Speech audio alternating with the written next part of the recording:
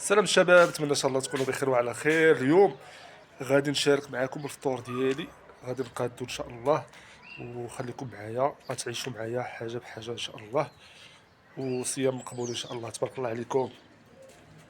عذاب عظيم. ذلك بأنه مستحب الحياة الدنيا على الآخرة وأن الله لا يهدي القوم الكافرين.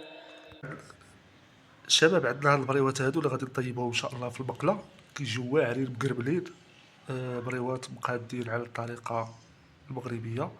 فيهم فيهم الشعريه الصينيه، فيهم الدجاج، فيهم الزيتون، فيهم شويه الفلفله. كيجيو واعرين، كيجيو واعرين. فوالا البريوات ديالنا كيطيبوا في المقله.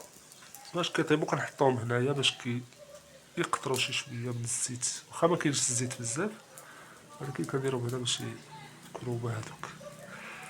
صحة فطوركم.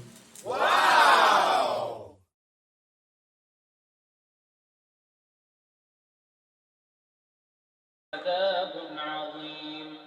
ذلك بأنه مستحب الحياة الدنيا على الآخرة وأن الله لا يهدي القوم الكافرين. نزيدو الاخوان شي عصير يكون مزيان، درت فيه التفاح والبنان والليمون ان شاء الله. بلاصه السكر غادي نديرو التمر ان شاء الله، كيجي يا سلام.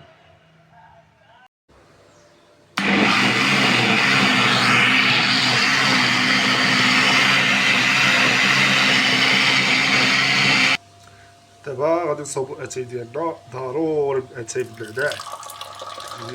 زين، واخا معرفتش شنو يكون في الطبله، خاص ضروري اتاي. شكون متفق معايا؟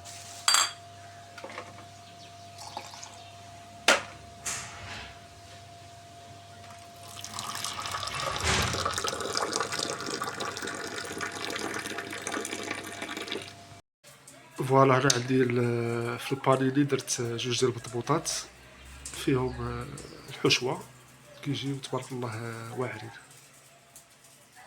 وهادو المسمنات كيسخنوا، يا سلام. مسمنات ديال الدار ما كاين ما احسن منهم.